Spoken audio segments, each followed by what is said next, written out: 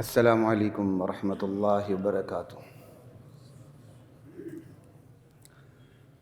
ان الحمد للہ نحمده ونستعینه ونستغفره ونؤمن به ونتوکل علیہ ونعوذ باللہ من شرور انفسنا ومن سیئات اعمالنا من يهد الله فلا مضل له ومن يضلل فلا هادي له ونشهد ان لا اله الا الله وحده لا شريك له ونشهد ان محمدا عبده ورسوله اما بعد فاعوذ بالله من الشیطان الرجیم بسم اللہ الرحمن الرحیم یا بنی آدم اما یأتینکم رسل منکم یقصون علیکم آیاتی فمن اتقى واصلح فلا خوف علیہم ولا هم یحزنون۔ سورۃ الاعراف ہے اور 35 آیت نمبر ہے، اور 35 سے انشاءاللہ ہم سیدھے 53 تک جائیں گے اللہ تعالیٰ نے چاہا۔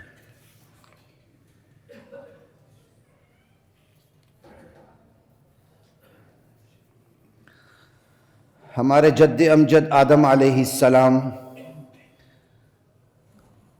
جب من جانب اللہ جنت سے نکالے گئے اور آپ کے ساتھ آپ کی ہم سفر شریک حیات حوا علیہ السلام ساتھ تھیں، جب پہنچے دنیا میں تو اللہ تعالیٰ نے ابن آدم کو خطاب فرماتے ہوئے یہ خطاب ابن آدم کو یوں خطاب فرمایا، یا بنی آدم،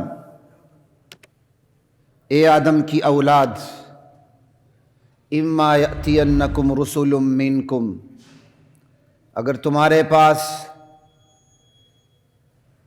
رسول آئیں ہماری طرف سے، اور رسول بھی تم میں سے، منکم تم میں سے، یقصون علیکم آیاتی، جو تمہیں میری آیات پڑھ کے سنائیں، تو تمہیں ان کی پیروی کرنی ہوگی، ان کی اتباع کرنی ہوگی، اور ہر طریقے سے ان کے ساتھ تعاون کرنا ہوگا، ان کی مدد کرنی ہوگی۔ ان کی مدد یہ تمہاری مدد ہے۔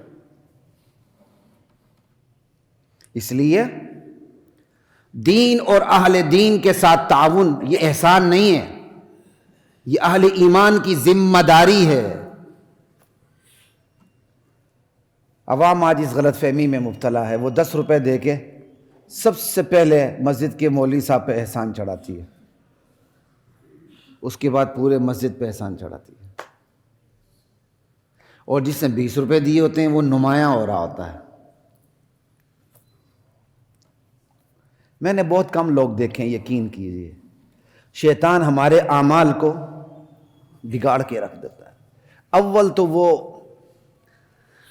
نیک اعمال کی طرف آنے نہیں دیتا، اور جب بندہ آ جائے تو ان سے حکمرانی کروا کے ان کے اعمال کا ستیہ ناش کروا دیتا ہے۔ میں نے بہت کم لوگوں کو دیکھا ہے جو مسجد کے متولی ہوں، مسجد پہ خرچ کرنے والے ہوں، دینی معاملات میں انفاق کرنے والے ہوں، پھر بھی اپنی مرضی نہ چلائیں، پیچھے ہٹ کے رہیں۔ یہ میں نے بہت کم لوگوں کو دیکھا۔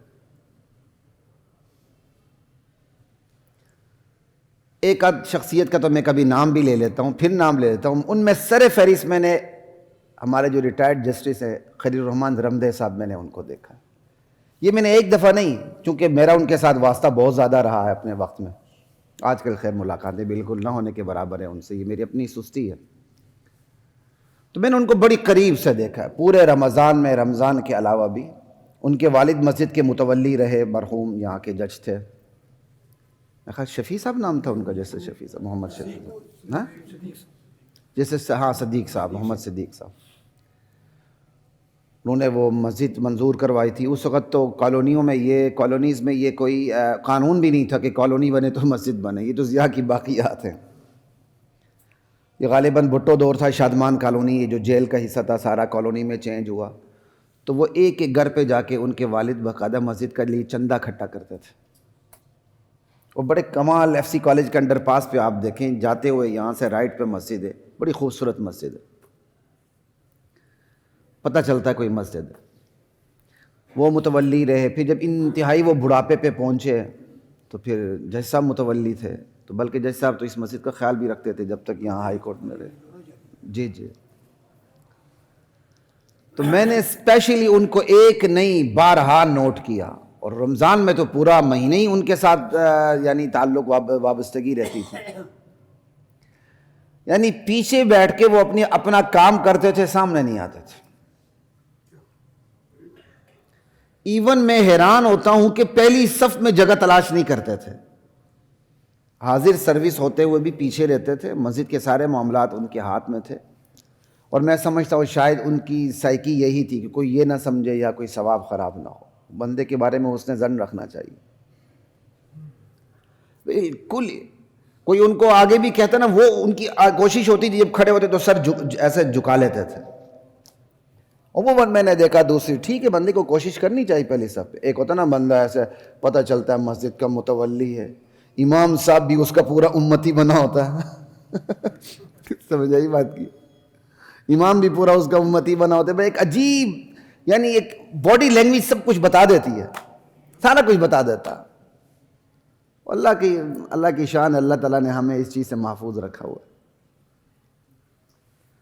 ہماری تو عادت ہے جو ہمارے ادارے میں زیادہ انفاق کرتا ہے ہم اس کی گردن جلدی دبوچ لیتے ہیں. ٹھیک ہو جا بھائی, اس کو آگے سے 10 سنا بھی دیتے ہیں. یہ بھی اس کی اصلاح کے لیے کرتے ہیں. تو یہ میں نے بہت کم لوگوں کو دیکھا. لا الہ الا اللہ. چند دن پہلے بھی ایک مسجد میں, بڑی مشہور مسجد ہے, نماز پڑھنے کا اتفاق ہوا. تو وہاں کے ایک صدر ہیں, نماز کھڑی ہے, وہ بابا جی باہر کھڑے ہیں. جو نوجوان آ رہا ہے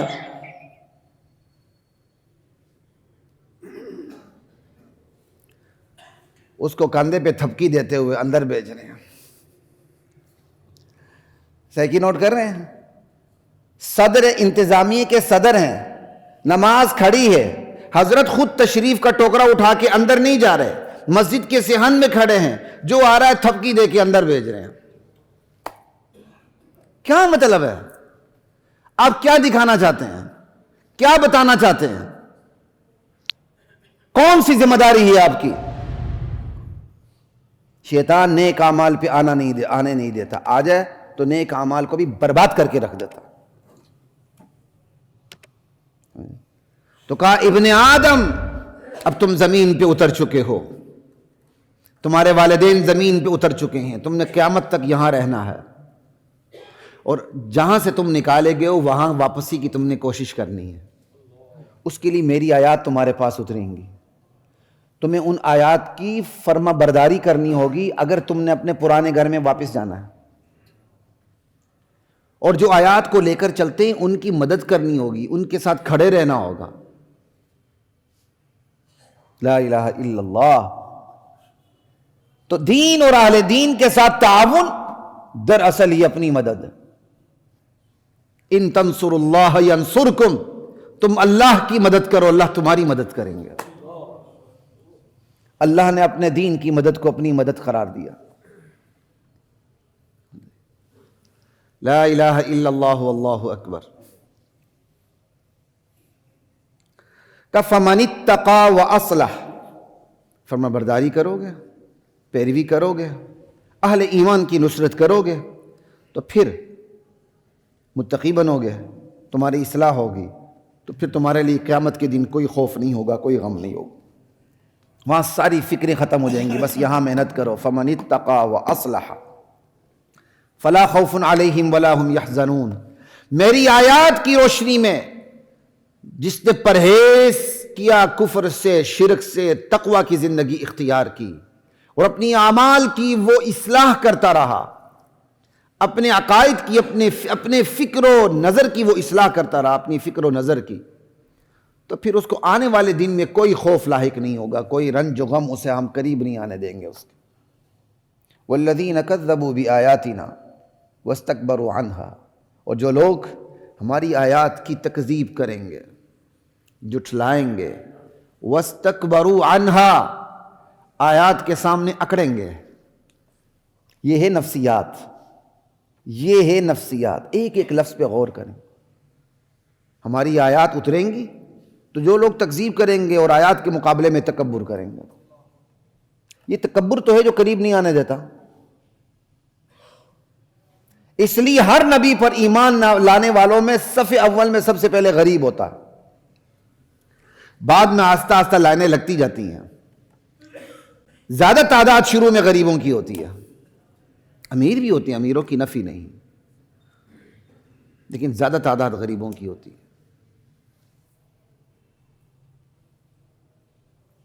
آج بھی یہی ہے. دین کی بات دو زانوں کو سننے والوں میں اکثریت کس کی ہے؟ دیکھیں، بے اختیار لوگوں کی ہوتی ہے. اور جو دو زانوں ہو کر سننے والوں میں بے اختیار لوگوں کی ہوتی ہے، ان میں خوش قسمتی سے کوئی با اختیار بن جائے تو وہ بھی پیچھے ہٹ جاتا ہے. دیکھیں، یہ تو ہم روز دیکھتے ہیں، یہاں دیکھتے ہیں، کہیں اور نہیں. وَاسْتَكْبَرُوا عَنْهَا أُولَئِكَ أَصْحَابُ النَّارِ هُمْ فِيهَا خَالِدُونَ. ایسے لوگوں کے لیے جہنم میں بس ہمیشہ رہیں گے اس میں. فَمَنْ أَظْلَمُ مِمَّنِ افْتَرَىٰ عَلَى اللَّهِ كَذِبًا أَوْ كَذَّبَ بِآيَاتِهِ. اس سے بڑا ظالم کون ہوگا جو ہم پہ جھوٹ باندھے، اللہ پہ جھوٹ باندھے یا اللہ کی سچی آیات کو جھٹلائے. دو ہی کام ہوتے ہیں، یا اللہ پہ جھوٹ باندھا، نہیں اللہ نے یہ کہا ہے، بھائی آپ فلاں کے پاس کیوں جاتے ہیں مدد مانگنے کے لیے؟ نہیں، اللہ نے اپنی سرکار میں فلاں ہستی کو مختار بنایا ہے، خود بنایا ہے. دو ہی کام ہوتے ہیں، یا بندہ اللہ پہ جھوٹ باندھتا ہے کہ میں جو کام کر رہا ہوں دراصل یہ اللہ کا حکم ہے، یا وہ اللہ کی سچی آیات کو جھٹلاتا ہے. دو ہی کام ہوتے ہیں، آیات کو جھٹلاتا ہے یا آیات ہے ہی نہیں، حکم نہیں، اپنی طرف سے آرڈر جاری کرتا ہے اور منسوب اللہ کی طرف کرتا ہے، دراصل یہ اللہ کا آرڈر ہے. کتنے اختصار کے ساتھ اللہ تعالیٰ نے دو لفظوں میں یہ دو چیزیں جمع کر دی. انسان کی نفسیات، ایک نفسیات حکم کے سامنے اکڑنا ہے، دوسری نفسیات اللہ پہ جھوٹ باندھنا ہے، تیسری نفسیات سچی آیات کو جھٹلانا ہے. تینوں کا ذکر. اور یہ قریش مکہ بھی کرتے تھے.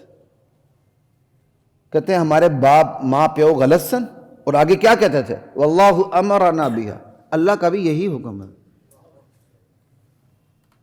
آج بھی ہم یہی کرتے ہیں. ہماری خوشی غمی کے بہت سے مظاہر اسلام کے خلاف ہیں.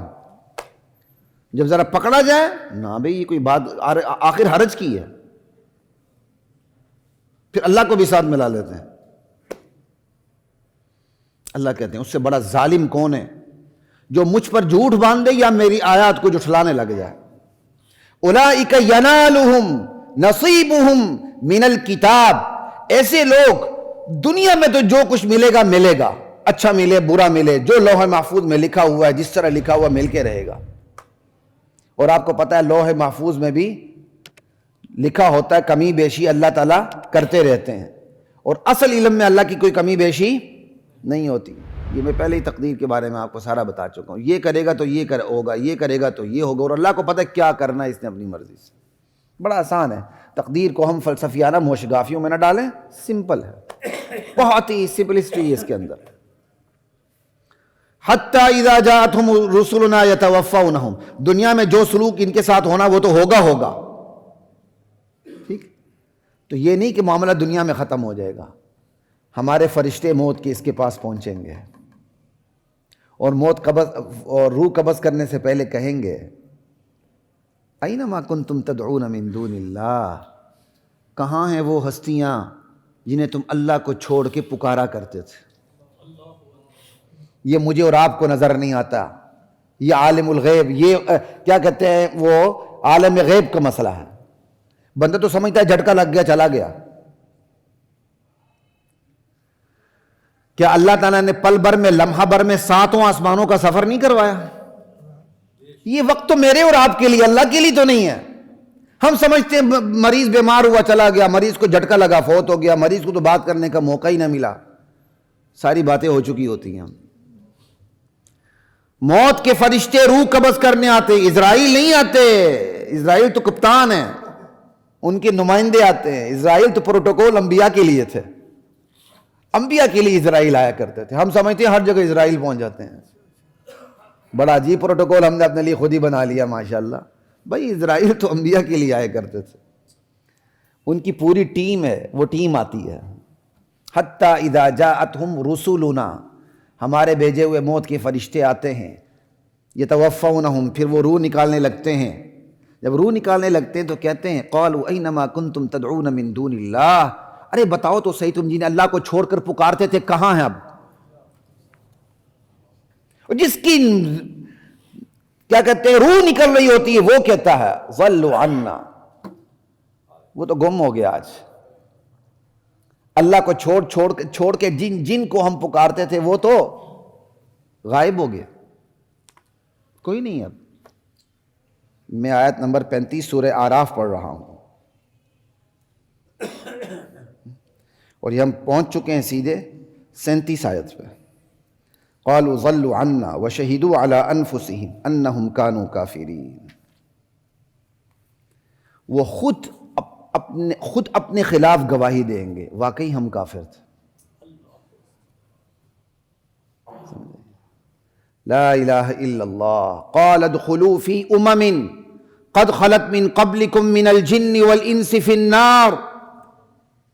اللہ کا فرمان جاری ہوگا، داخل ہو جاؤ تم بھی اس جماعت میں جو جماعت تم سے پہلے انسانوں کی جنات کی دوزخ میں داخل ہو چکی ہے.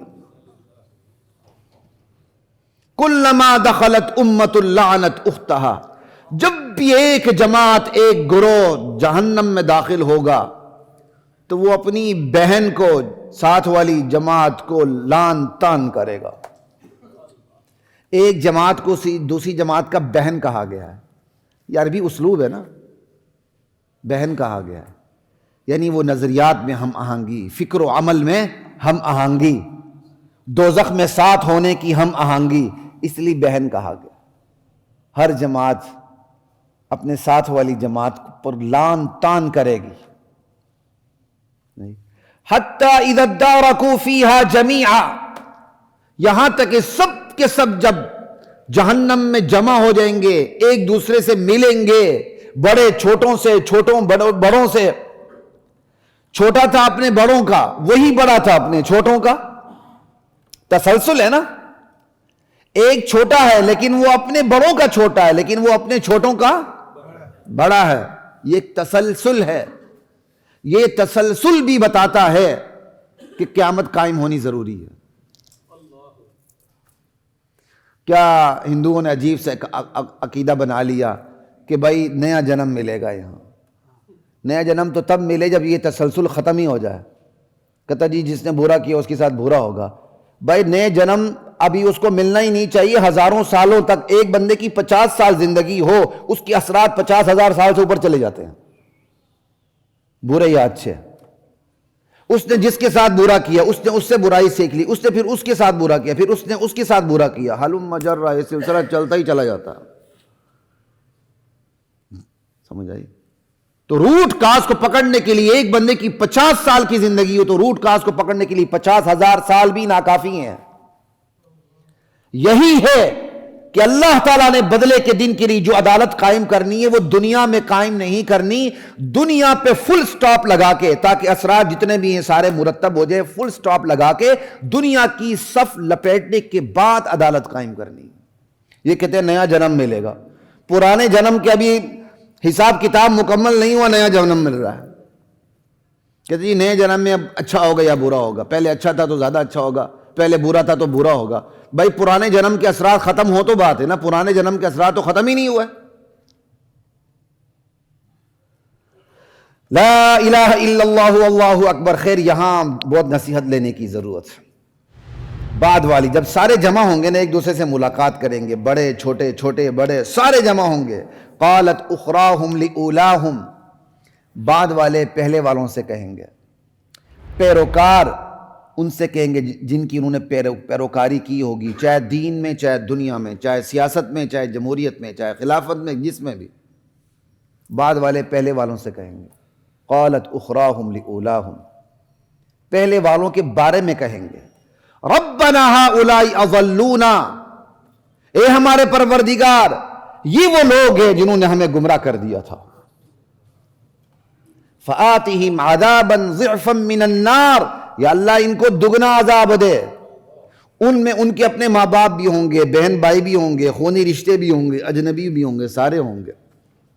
بیٹے کو باپ نے گمراہ کیا ہوگا تو بیٹا اللہ کی عدالت میں باپ کے خلاف مقدمہ دائر کرے گا، باپ کو بیٹے نے گمراہ کیا ہوگا تو وہ باپ جو بیٹے پہ جان دیتا ہے اللہ کی عدالت میں اجنبی بن کے کھڑا ہو جائے گا، میاں بیوی کے خلاف، بیوی بیوی کے خلاف، اجنبی اجنبی کے خلاف۔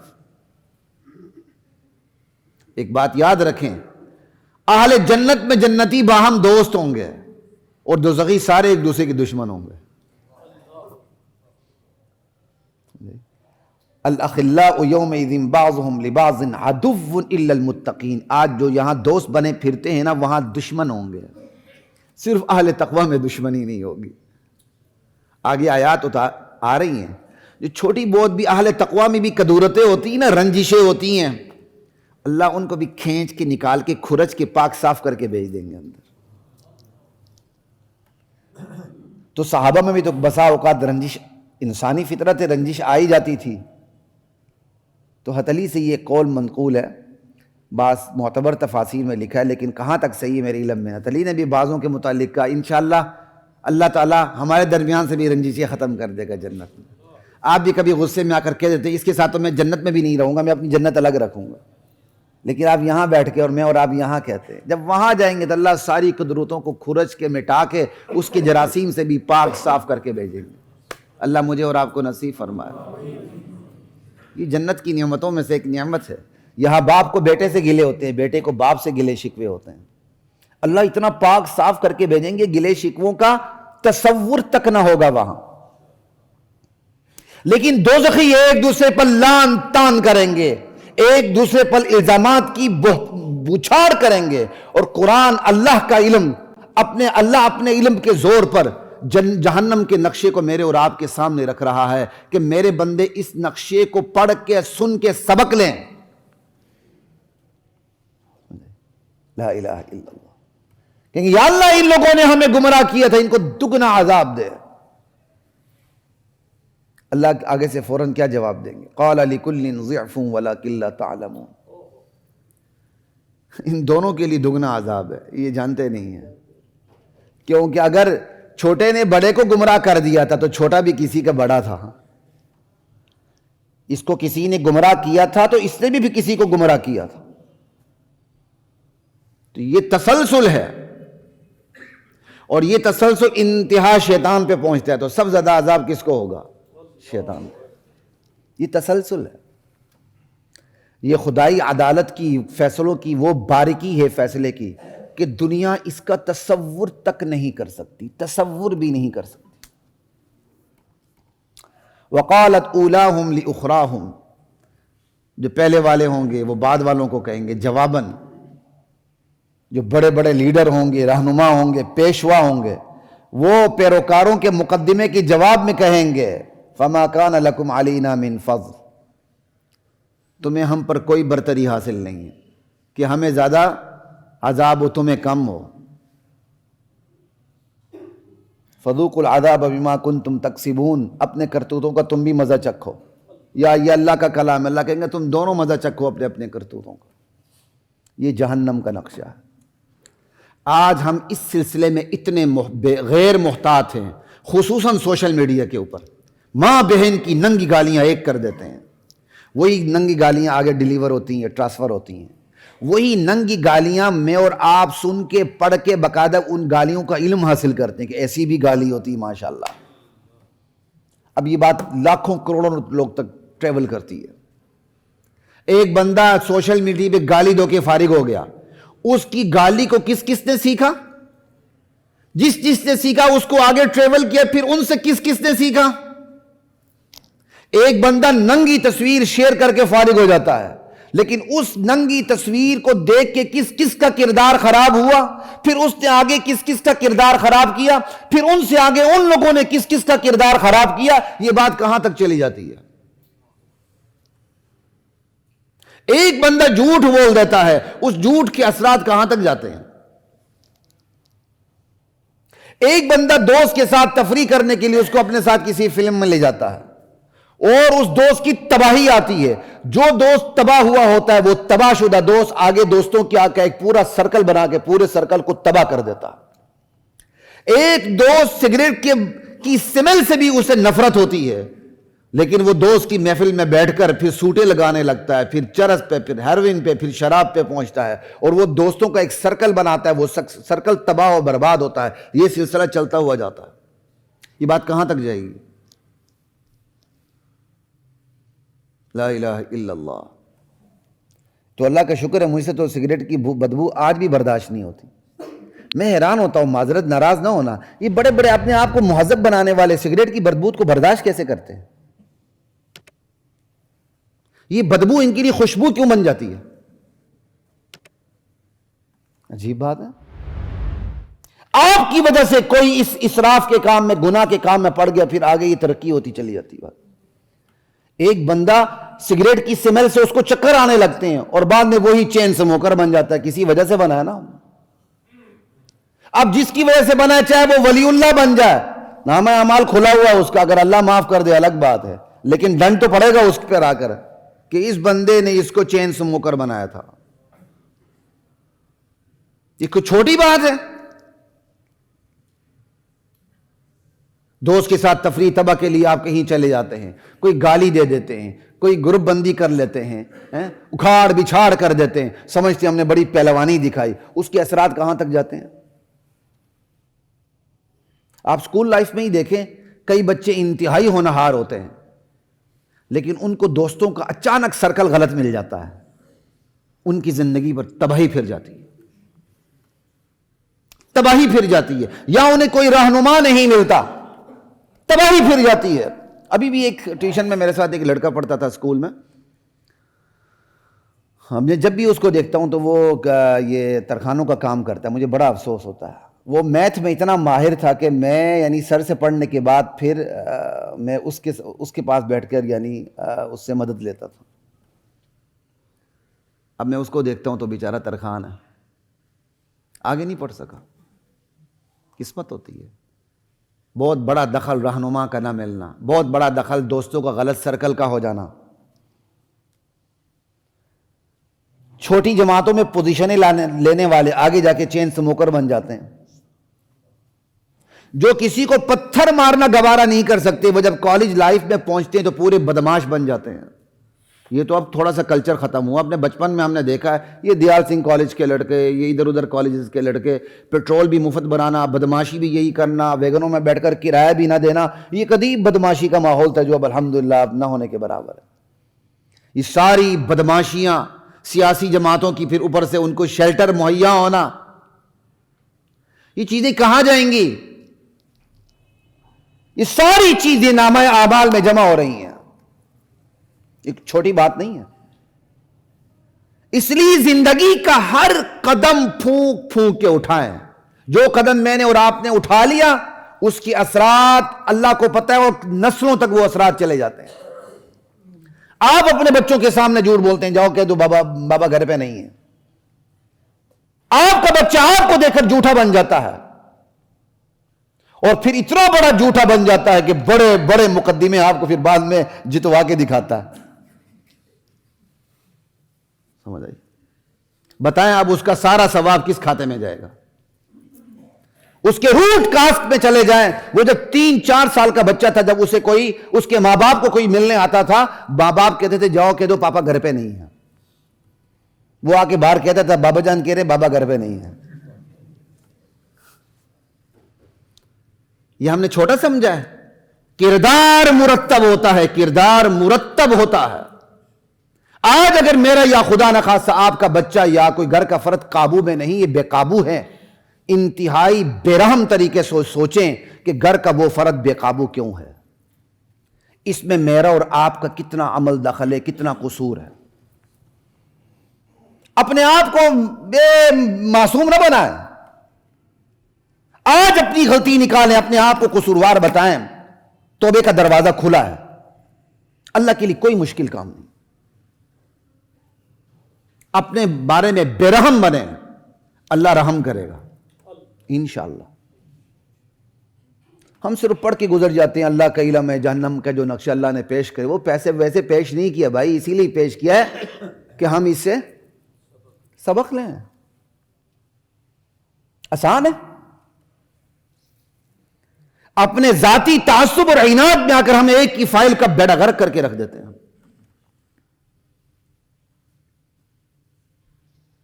کل اللہ نہیں پوچھے گا۔ وہ سمجھتے ہیں جی میں نے ذاتی عناد میں ایک کی فائل کا بیڑا غرق کر دیا، اس کی سی آر خراب کر دی ہے، وہ تھوڑی دیر کے لیے، اللہ کے علم میں یہ اعمال نامہ نہیں آ چکا؟ کیا معلوم جس کی سی آر کا آپ نے، جس کی فائل کا آپ نے بیڑا غرق کیا اس کو اللہ بدلے میں کیا کچھ دے، لیکن جس نے بیڑا غرق کیا اس کا کیا بنے گا؟ ہم نے جس کو اتنا ہلکا پھلکا ٹک سمجھ لیا ہے نا، یہ کوئی ہلکی پھلکی بات نہیں ہے۔ ہر بندہ ذمہ داری کا احساس کرے، وَلْتَنظُرْ نَفْسٌ مَّا قَدَّمَتْ لِغَدٍ، انشاءاللہ زندگی بن جاتی ہے۔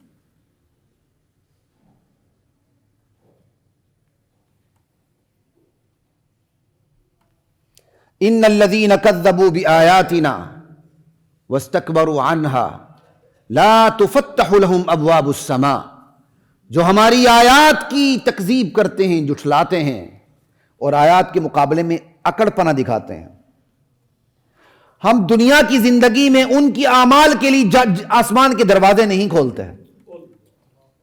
وہ جتنے مرضی اچھے اعمال کر لیں، پوری دنیا کو وہ دسترخوان مہیا کریں، بھوکے کو کھلائیں، ننگوں کو وہ لباس پہنائیں، پیاسوں کو وہ پانی پلائیں، سبیلے لگائیں، جو مرضی کریں، چونکہ وہ ہماری آیات کے منکر ہیں، ہم ان کے نیک اعمال کو آسمان میں جانے دیتے ہی نہیں ہیں، ان کے لیے آسمان کے دروازے نہیں کھولتے۔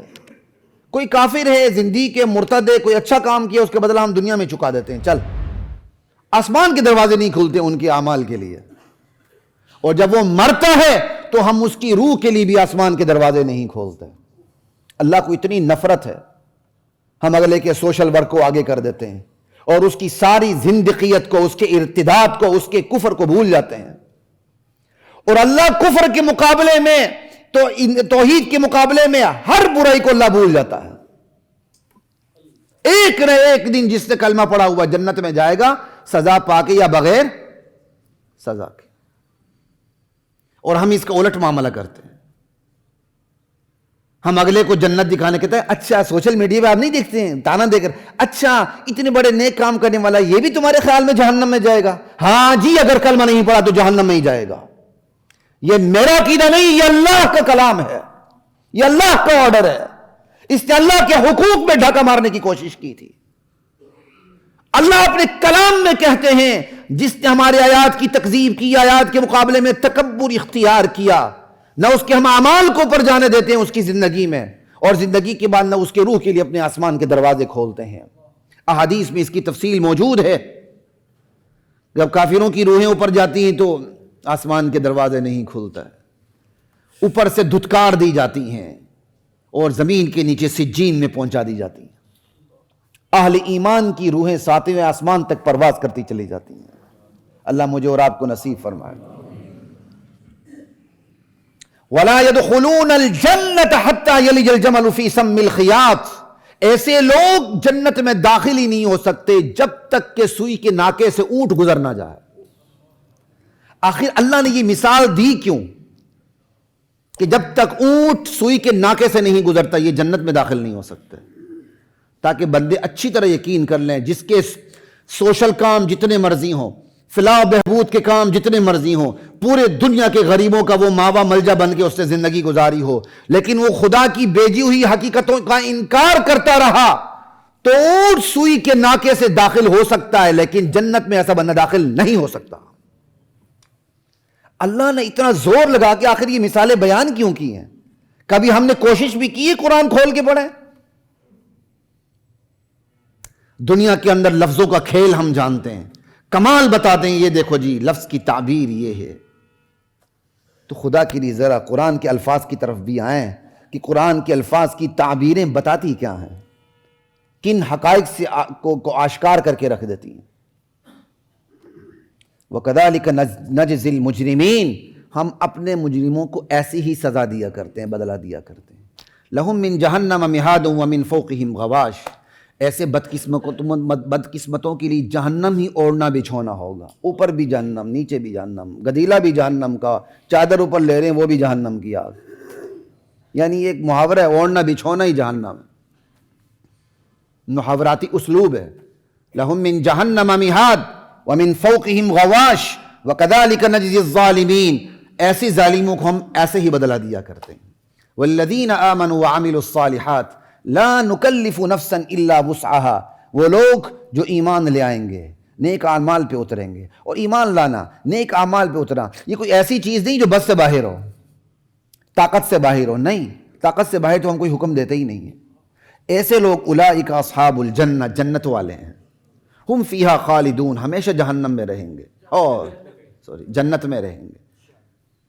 کوئی اب ویڈیو کاٹ کے وائرل ہی نہ کر دے، اولئک اصحاب الجنۃ ہم فیہا خالدون ونزعنا ما فی صدورہم من غل تجری من تحتہم الانہار، یہ جنتی جب جنت میں جائیں گے تو جو جنتی دنیا میں رہتے ہوئے آپس میں رنجشیں تو آئی جاتی ہیں، تھوڑی بہت کدورتیں ہوتی ہیں، گلے شکوے ہوتے ہیں، اللہ کہتے ہیں ساری کدورتیں، گلے شکوے، رنجشیں کھرچ کے پاک صاف کر کے پھر بھیجیں گے۔ کیا اللہ کا فضل ہوگا۔ قریب ترین رشتوں سے آپ کو گلے ہوتے ہیں، قریب ترین تعلقات ہوتے ہیں تو گلے شکوے جنم لینے لگتے ہیں، ایسا ہے کہ نہیں؟ اللہ تعالیٰ ان تمام چیزوں کو کھرچ کے پاک صاف کر کے پھر جنت بھیجیں گے۔ اللہ مجھے اور آپ کو اس آیات کا مصداق بنائے۔ تجری من تحتہم الانہار، نیچے نہریں بہتی ہوں گی، اور پھر وہ جا کے یہ نہیں کہیں گے ہمارے اعمال ہی اچھے تھے ہم اس لیے جنت میں آئے۔ وقالوا الحمد للہ الذی ہدانا، مولا تیرا لاکھ لاکھ شکر ہے، تیری حمد و ثنا ہم کیسے کریں، یہاں تک پہنچنے کا راستہ تو نہیں ہمیں دکھایا۔ وما كنا لنهتدي لولا ان هدانا اللہ، اے اللہ تو نے ہدایت نہ دی ہوتی تو آج ہم یہاں نہ پہنچے ہوتے۔ لقد جاءت رسل ربنا بالحق، ہمارے پروردگار کے رسول جو کچھ لے کے آئے تھے حق سچ لے کے آئے تھے۔ یہ تو جنتی کہیں گے نا، آگے سے اللہ کیا جواب دیں گے؟ بڑا یہ عجیب مکالمہ ہے، کاش وقت ہوتا تو میں اس پہ ہی تبصرہ کرتا۔ اللہ آگے سے جواب دیں گے وَنُودُوا أَن تِلْكُمُ الْجَنَّةُ أُورِثْتُمُوهَا بِمَا كُنْتُمْ تَعْمَلُونَ، انہیں ندا دی جائے گی، اے جنتیو، یہ جو جنت تمہیں ملی ہے نا دراصل تمہارے اعمال کی بدولت ملی ہے۔ وہ اپنے اعمال کو پیش نہیں کریں گے، یا اللہ ہمارے دامن میں کیا ہے، یا اللہ تو نے یہ راستہ نہ دکھایا ہوتا ہم یہاں کیسے پہنچے ہوتے۔ اللہ اوپر سے کہیں گے میرے بندو تمہارے اعمال ہی ایسے تھے، حالانکہ کوئی بندہ بھی اپنے اعمال کی بدولت جنت میں نہیں جا سکتا۔ اللہ کے رسول نے جب ایک دفعہ یہ مضمون بیان کیا تو سوال ہوا کہ آپ بھی جنت میں اللہ کی رحمت کے بغیر نہیں جا سکتے، اپنے اعمال کی بدولت نہیں جا سکتے؟ اللہ تعالیٰ کے نبی نے فرمایا میں بھی اپنے اعمال کی بدولت جنت میں نہیں جا سکتا، البتہ اللہ تعالیٰ مجھے اپنی رحمت کی چادر میں لپیٹ لیں گے۔ لیکن کیا مکالمہ ہے اللہ اور بندوں میں جنت میں، بندے سب کچھ اللہ پہ چھوڑیں گے، اللہ سب کچھ بندوں پہ چھوڑے گا۔ کیا محبت کی انتہا ہے، جیسے ہم بھی آپس میں بات نہیں جی یہ تو سب کچھ آپ ہی کے احسانات ہیں، آپ ہی کی میرے ساتھ نیکیاں ہیں، اور جس کو آپ کہتے ہیں جسے آپ محسن سمجھتے ہیں وہ کہتے ہیں نہیں نہیں نہیں ماشاءاللہ آپ تو حقدار ہی اس کے تھے۔ تو یہ محاوراتی گفتگو ہوتی ہے، یہی محاوراتی گفتگو جنت میں اللہ اور بندوں کے درمیان ہوگی۔ بندہ کہے گا یا اللہ میرے دامن میں کیا ہے، سارا تیرا ہی دیا ہوا ہے۔ اللہ کہیں گے بندے تیرے اعمال ہی اچھے تھے۔ کیا محبت والی گفتگو ہے۔ اب 3-4 منٹ رہتے ہیں، میں جلدی سے ان آیات کو ختم کرتا ہوں۔ جنتی جنت میں ہوں گے، اور پھر یہ جنتی جہنمیوں کو کہیں گے وَنَادَى أَصْحَابُ الْجَنَّةِ أَصْحَابَ النَّارِ أَنْ قَدْ وَجَدْنَا مَا وَعَدَنَا رَبُّنَا حَقًّا فَهَلْ وَجَدْتُمْ مَا وَعَدَ رَبُّكُمْ حَقًّا، جنتی جہنمیوں سے کہیں گے ارے اللہ نے جو ہم سے وعدہ کیا تھا وہ تو ہم نے وعدہ پا لیا، اللہ نے تم سے بھی جو ایک وعدہ کیا تھا تمہیں بھی وہ وعدہ ملا کہ نہیں، ذرا بتاؤ تو صحیح۔ وہ کہیں گے ہاں نعم، ہم سے جو باتیں ہوئی تھی وہ بھی سچی ہو گئیں، جہنم مل گئی ہمیں۔ فَأَذَّنَ مُؤَذِّنٌ بَيْنَهُمْ اللَّعْنَةُ اللَّهِ عَلَى الظَّالِمِينَ، پھر ندا دینے والا پکارنے والا پکارے گا اللہ کی مار ہے ان ظالموں کے اوپر۔ الذین یصدون عن سبیل اللہ، یہ وہ لوگ ہیں جو دنیا میں دین سے رکتے رہے، پھر لوگوں کو دین سے روکتے رہے، وَيَبْغُونَهَا عِوَجًا، اور اللہ کے دین میں عیب تلاش کرتے رہے، تلاش کر کر کے لوگوں کو بتا رہے، دیکھو جی اس میں خواتین کے حقوق نہیں ہیں، دیکھو جی اس میں دوسری شادی بھی ہے، تیسری بھی ہے، چوتھی بھی ہے، اللہ کے عدل کو چھوڑ کر شرطیں لگاتے چلے جاؤ، شاباش، حساب لینا ہے اللہ نے، حساب لینا ہے اللہ نے، کہ شرط میں نے لگائی تھی اور تم نے آگے سے شرائط کا اضافہ شروع کر دیا۔ لا الہ الا اللہ واللہ اکبر، میرے دین میں یہ ٹیر تلاش کرتے رہے، وَيَبْغُونَهَا عِوَجًا، عیب تلاش کرتے رہے۔ اس کا واسطہ ہمیں میڈیا میں پڑتا رہتا ہے، یقین کریں ایسے دہریہ ٹائپ کے اینکر ہوتے ہیں کہ براہ راست دین پر حملہ آور ہو رہے ہوتے ہیں کمال کے اسلوب کے ساتھ، کہ وہ بچے بھی رہیں اور دین کے اوپر اعتراض بھی ہو۔ میں جب یہ آیات پڑھتا ہوں تو جو میڈیا میں سامنا کرتا ہوں وہ چیزیں ساری سامنے آ رہی ہوتی ہیں۔ وَهُمْ بِالْآخِرَةِ كَافِرُونَ، ان کا اصل مرض یہ ہے کہ یہ آخرت کے منکر ہیں، سزا جزا کا کوئی تصور نہیں ان کے ہاں۔ وَبَيْنَهُمَا حِجَاب، جنتی اور جہنمیوں کے درمیان ایک دیوار حائل ہوگی، اس دیوار کے اوپر وہ لوگ ہوں گے جن کی اعمال نہ اس قابل ہوں گے کہ جنت میں جائے، نہ اتنے ہوں گے کہ وہ جہنم میں جائے، درمیان میں ہوں گے۔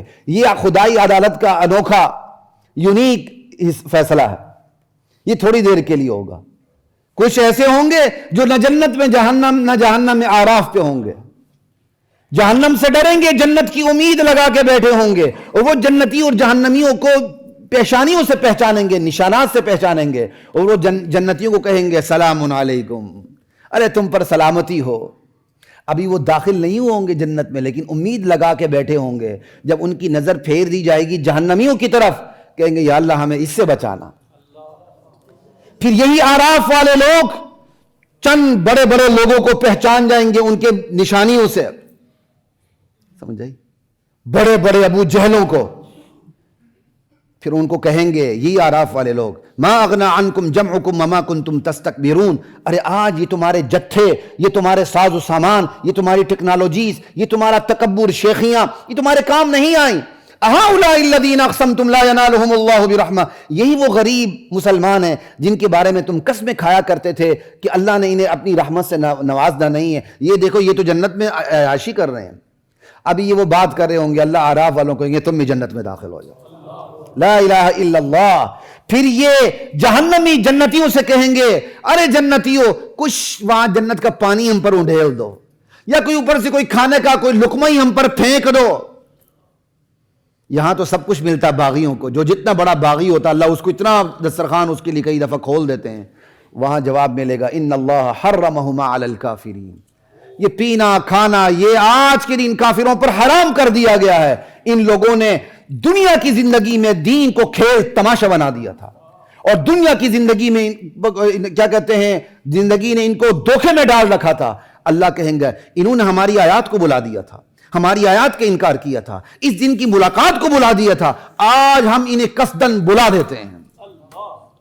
اللہ کہتے ہیں وَلَقَدْ جِئْنَاهُمْ بِكِتَابٍ، ہم ایک ایسی کتاب ان کے پاس بھیج چکے ہیں، قرآن، فَصَّلْنَاهُ، جس کے اصول زندگی ہم کھول کے بیان کر چکے ہیں، اور وہ بھی علی علم، یہ جو ہم نے وضاحت کر دی اپنے علم کی بنیاد پہ کی ہے، یہ کوئی منطقی فلسفے یا فلسفیانہ موشگافیاں نہیں ہیں، اپنے علم کی بنیاد پر ہم نے اس اصول زندگی اس کتاب میں بیان کر دی، جس میں کوئی الجھاؤ نہیں، اہل ایمان کے لیے ہدایت اور رحمت ہے۔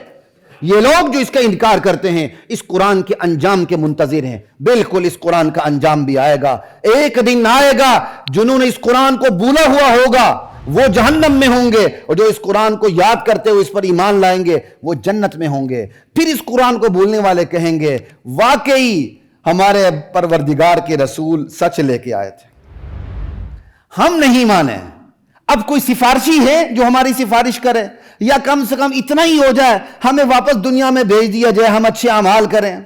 قد خسروا انفسهم وضل عنهم ما كانوا يفترون، ایسے بدقسمتوں نے خود اپنے آپ کو خسارے میں ڈالا، اور آج یہ جو باتیں بگاڑتے تھے یہ باتیں गुम हो गई इनसे, इनके तबसरे, इनके तज्जिए, इनके तनतने, इनके गलगले, इनके दबदबे, ये जो बड़ी बड़ी बातें करते थे बड़े बड़े मीडिया पे बैठकर, बड़े बड़े एंकर बैठ के, बड़े बड़े तज्जिया निगार, दानिश्वर, मुफक्किर, पता नहीं क्या क्या बन के मुंह से निकालते रहते थे। जिसको कल सड़क के फुटपाथ पर फाटक में वो चाय पीता था, एक 5 रुपए की चाय पीने की उसके अंदर हिम्मत नहीं होती थी, आज उसके पास अरबों रुपए की प्रॉपर्टी है, दुनिया की कोई ताकत उससे पूछने के लिए तैयार नहीं है, जबकि वो पूरी दुनिया का पोस्टमार्टम करता फिरता है मीडिया के ऊपर। लेकिन उसकी अपनी अरबों रुपए की प्रॉपर्टी कहां से आई, कैसे मिली, उसे कोई हिसाब लेने के लिए कोई तैयार नहीं, सब उससे डरते हैं।